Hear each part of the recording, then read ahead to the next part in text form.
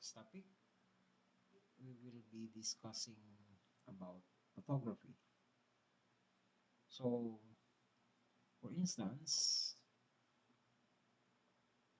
the definition of photography is the process of recording an image, a photograph, on light-sensitive film, or in the case of digital photography, a digital electronic or magnetic memory. So that is the definition of photography. Photography is a form of art, application, and a practice of creating an image by recording light, either electronically by means of an image sensor or chemically by means of a light-sensitive material such as the photographic film. I don't know kung naabutan nyo pa yung mga photographic film, yung mga camera that uses film. But nowadays, mostly image sensors na or digital by means of a digital camera or even yung mga smartphones no, that is also capable of uh, recording an image. So that is the very definition of a photography. So we have a different types of photography. As per the Adobe website, 28 types and styles of photography. So ang dami niyang types of photography. Like for instance, we have the photograph of natural world that includes the nature photography, landscape photography, astrophotography. This is for the long exposure using the mga long exposure ng camera mo, 25 to 30 seconds or even more. This is the photography of stars, moon, and such. We also have storm, pet, macro. Macro is yung mga zoom images. So this is mostly for the insects, small birds, extreme close-ups, flowers and fruits, types of macro photography. Let's try to, kung meron siyang example. Yes, this is an example of a macro photography. So as you can see, naka-zoom siya, macro size. That is a type of macro photography. Maganda din yan, but you need a special lens for doing such type of photography. Flower photography. Let's try astrophotography. So ito siya. Photograph of usually nasa dark place with the stars, low amount of clouds, or even null amount of clouds. So this is the type of astrophotography. So we have flowers, we have capture, cityscapes and structures. We have ayan, architecture photography, mostly architectural types. So yan, buildings. Yan. So in different kinds of photography, you also need different kinds of lenses. So mostly yung nandyan sa cellphones nyo is sabihin na lang natin mid-range or hindi naman siya for specialization, hindi rin naman siya for specialization in terms of zoom, hindi naman siya specialization in terms of wide angle. So, nasa mid-range siya. Another form of photography is real estate. So, ito yung pipicturean nyo yung loob ng bahay for the purpose of selling ng mga real estate. Kung nagbebenta kayo ng bahay at lupa, so therefore, you need a real estate photography. So this is some kind of specialization that the real estate, yung mga nagbebenta ng lupa, will uh, get your specialization or yung specialty mo. Let's close that. We have aerial photography, mostly with drones. Another form that is widely common is with the people. Of course, the portrait photography. So this is an example of a portrait photography. So, halos naka-close up siya. Portrait lang siya. Para siyang 1 by 1 or 2 by 2 photo, but with an art. So, yeah. Headshot. Another one is the passion photography. So we have here the art of headshot photography. So that is an also in a form of photography and art that you can use. So malay nyo, magamit nyo siya. Another is the for the fashion photography. Maraming uh, this is for the branding, mga lifestyle photos, uh, new clothing line, some kind of that. So ito naman yung photography that is so different kinds of photography, different persons have different specializations in terms of photography. We have also sports, we have documentary. Documentary is a little about, medyo may tama siya ng liit ng journalism. So, you need to tell a story for a documentary. So, mga ganyan. That is some kind of photography. Lifestyle photos, mga food photography, commercial photography, product photography. If you have a product that you need to sell, mga online business dyan. So, you can learn a product photography to formally introduce your product. So, there are some techniques, specialization, camera, uh, lenses, that especially yung lighting. Yan yung mga specialized na mga equipments that you need to go into the product photography. As long as there is a product that is a product photography, even though medyo papasok na dyan yung food photography, depende sa sitwasyon. So, ganyan. And we also have yan, mga artistic shots, still life. Also, black and white photography. This is some kind of an art form in terms of photography. So, medyo mahirap siya. This is not actually for beginners kasi medyo may some kind between the black and white that is very hard to produce in terms of photography. Fine art, double exposure. Double exposure, you will be taking two kinds of yan, pictures. Mga ganyan, double exposure photography. So yun, maraming types of photography. But in those types of photography, we use, sa lahat ng yan, there are some guidelines that we need to follow. Like for example, the one most common is the uh, rule of thirds. Actually, meron nito dun sa camera nyo. Pag ano nyo, para siyang grid. Rule of thirds. So, yan siya. Yung parang sa camera nyo na nahati siya into 9. So, ganyan siya.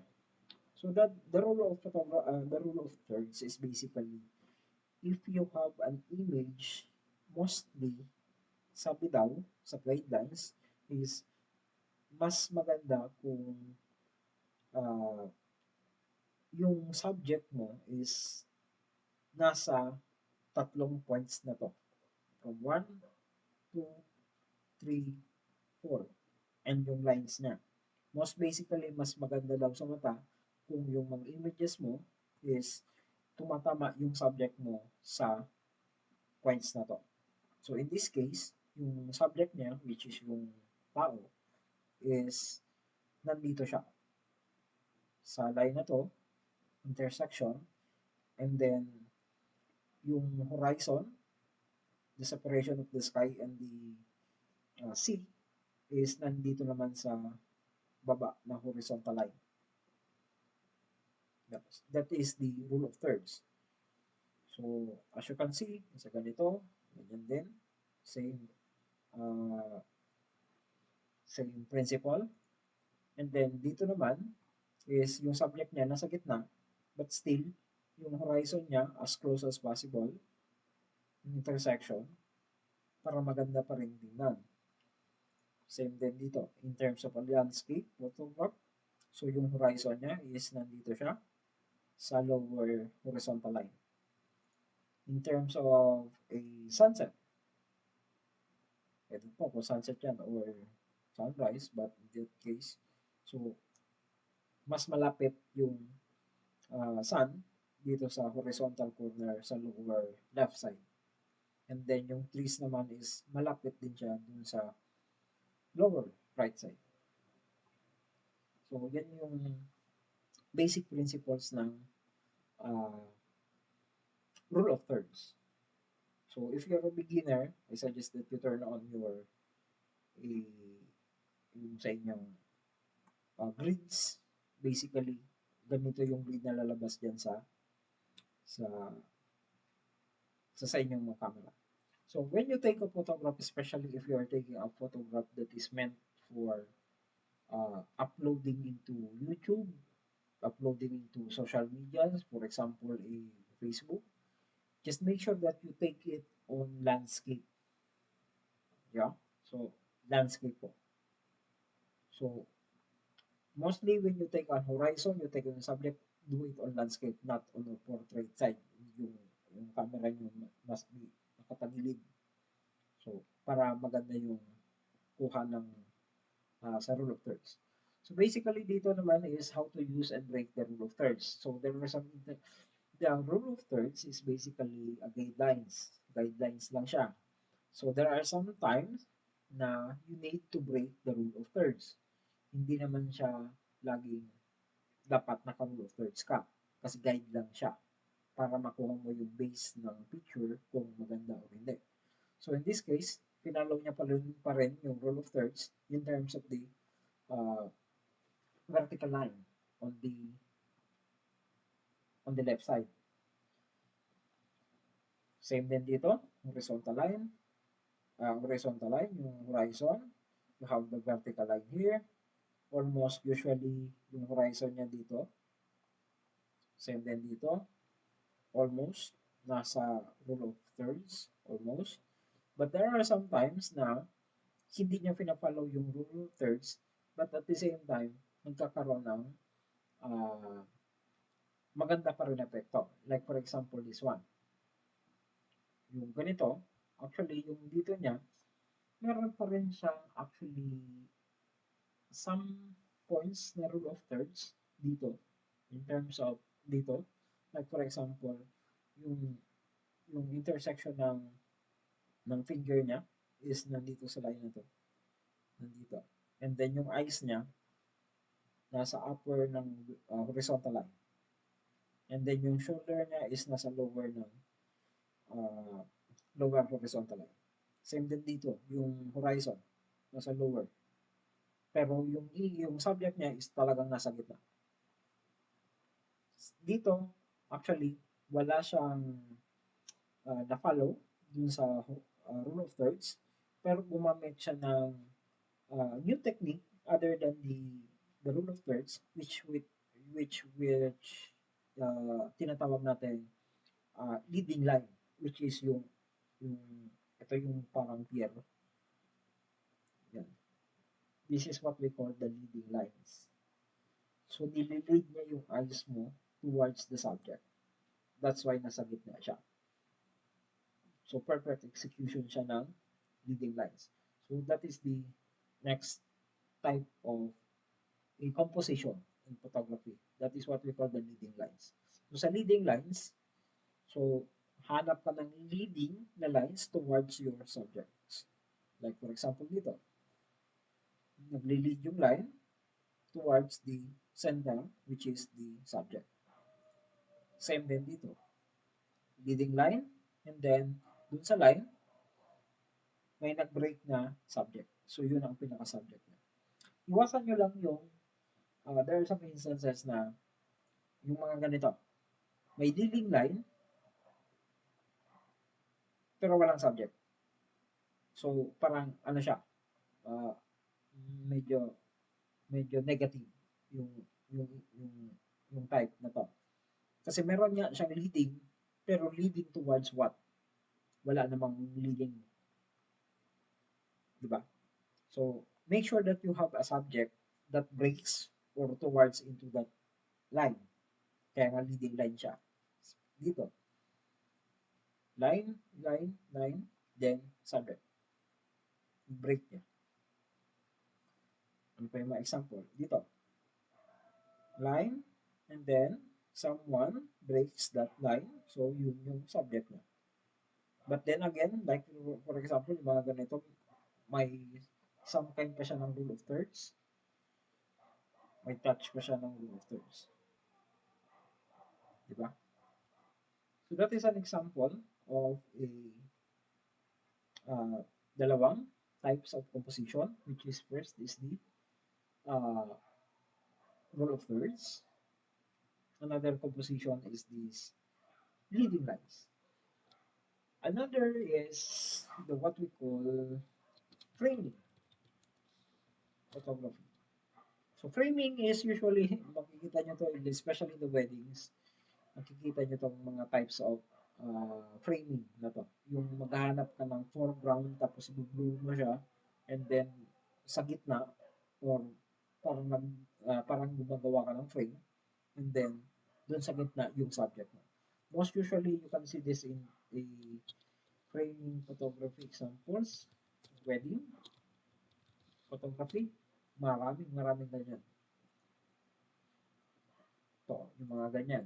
Mga blur, then subject, blur, subject. Yan. Ito, sa sasakyan. Blur, yung frame niya, blur niya, and then sa gitna yung subject.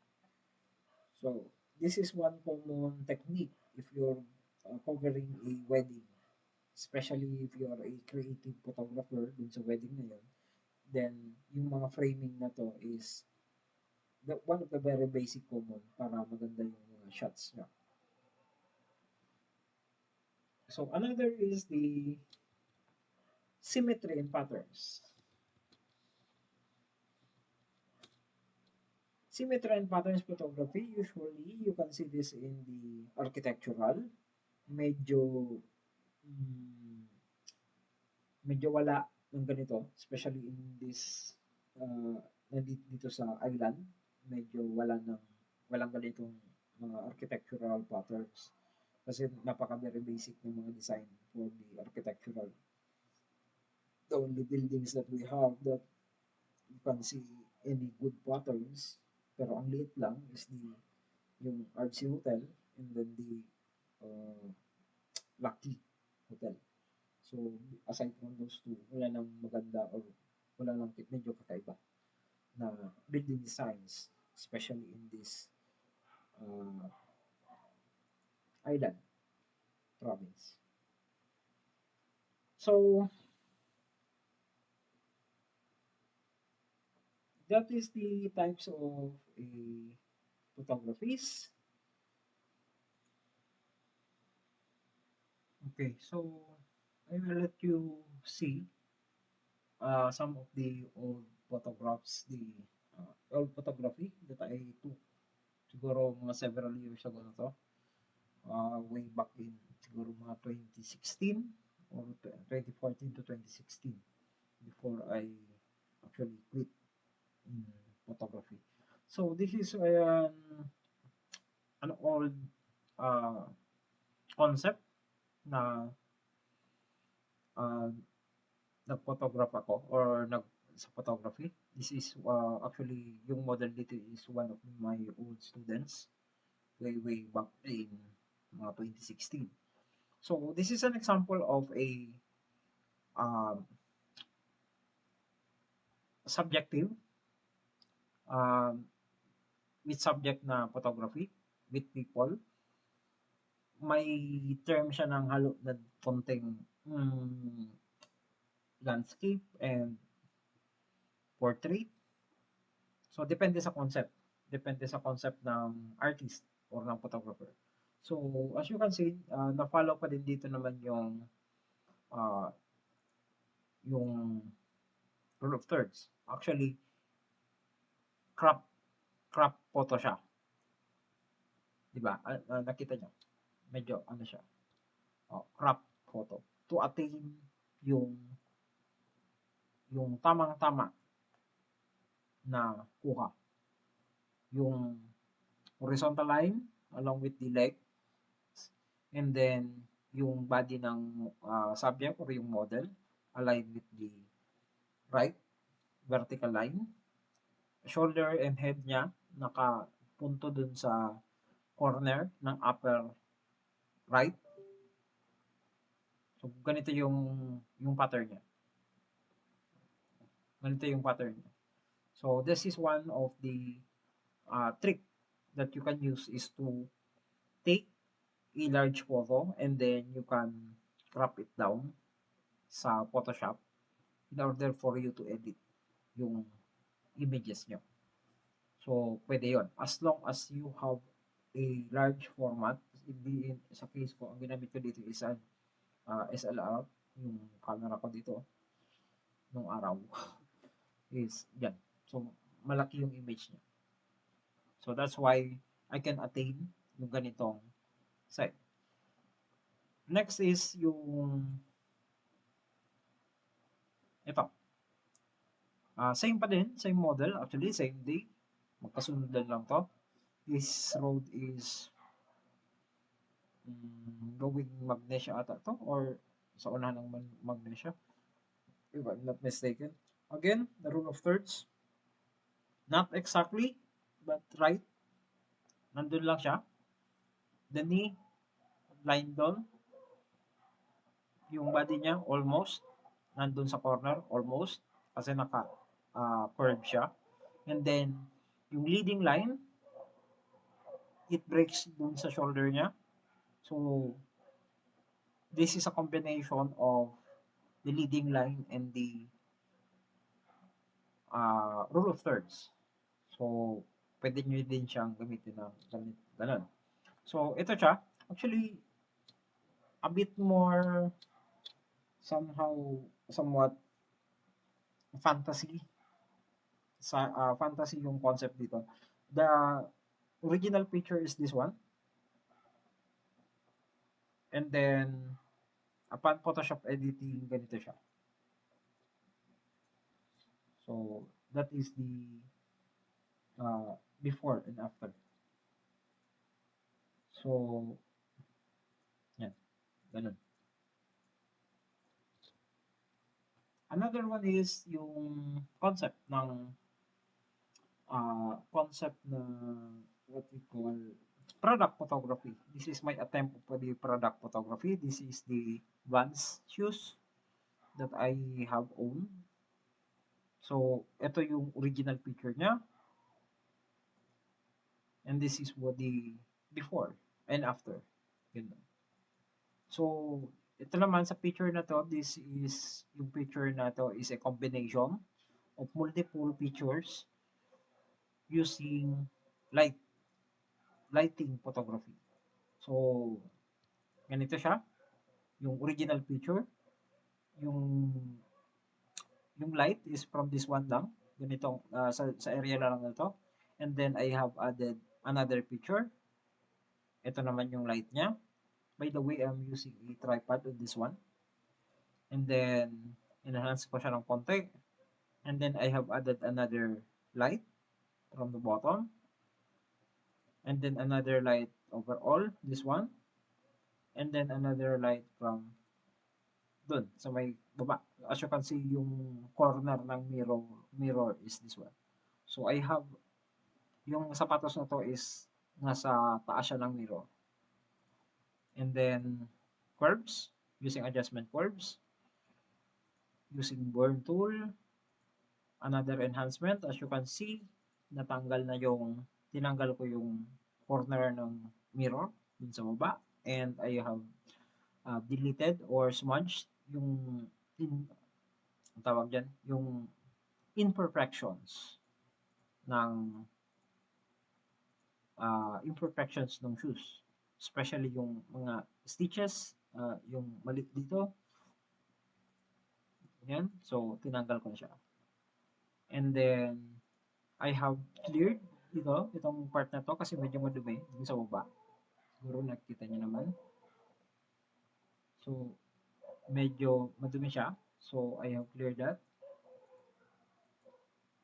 And then, yan. Then this one ay inayos natin yung kulay kasi masyado siyang blue. Ito, bluish siya. Ginawa natin medyo yellowish. And then I have added contrast. And then ito, yung area na to, medyo may light dun sa likod. That has been removed, including this area here na medyo blurry. So, tinanggal natin yan. Next is yung dinarken darken dito sa part na to, including yung kulang dun sa top. So, ganun. And then another one, yung change ng kulay, that is, ginamit ko dyan is Dungeon Born. And then another one to fix the light, pinaliwanag natin, and that is the overall product.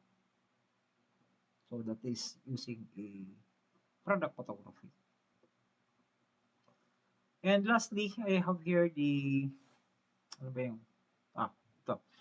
Lastly, ito naman, actually from, ano pa yata ito, way back in 2014. This is a friend of mine na nagpakasal sila. This is a prenup shot. This is a, as you can see, naka-portrait siya, but using the rule of thirds again, including the line, leading line. So, yung leading line niya, medyo konti lang, and then na-break na nila. And then, dun sa break na yon, as you can see, yung shoulders, both shoulders, yung sa upper vertical corner, and then yung knees is nasa lower corners. So that is using the rule of thirds. Rule of thirds and the leading lines are, pwede nyo siyang gamitin as guide. Hindi siya universal law that you need to follow into photography. Kasi photography is an art. At least for me, photography is an art. Kung hindi kayo as a beginner, I suggest that you follow the guides. When you're comfortable with the guides, that is when you're going to break dun sa laws nyo yun, dun sa guides na yun. Kasi at least meron na kayo ng idea kung maganda o hindi. So, that is the samples that I can give you during my photography days. Maybe if you want, I can give you a tutorial if you go into the GICT training center by consultancy. So now, the activity for this week will be, of course, photography. You will be submitting a photography with subject of people using, of course, what you've learned, the role of thirds and leading lines. Both of them, sa salang picture lang yung leading lines and then leading lines and rule of thirds. In one picture, using a subject of a human being, tao o tabi. Yeah? Sa wrong picture lang, you can use Photoshop for editing or you do not, I don't care. I will just be grading dun sa part na kung nagamit ka mo ng rule of thirds and then again, nagamit ka mo ng leading line with the human being as a subject. That is one. Another picture that you need to submit, dalawang picture ang isasubmit nyo. That is the first one. Second picture that you need to submit is using the rule of thirds, yung mga rule of thirds na pinakita natin kanina sa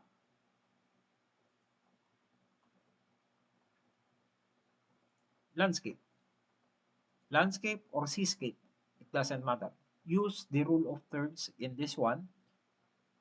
Rule of thirds and then leading lines again sa landscapes or seascapes. Sa dalawang yan. Either one of those. Kahit alin dun sa dalawa. You need to submit dalawang picture for this week Dalawang picture ang isasubmit niya. So I will be creating a submission din for this week's activity, and that will be the end of this video. Good luck. If you have questions, please use the group chat, and please avoid DMs in case man na gaman na kamuning kahaputan. Use the group chat. That's all.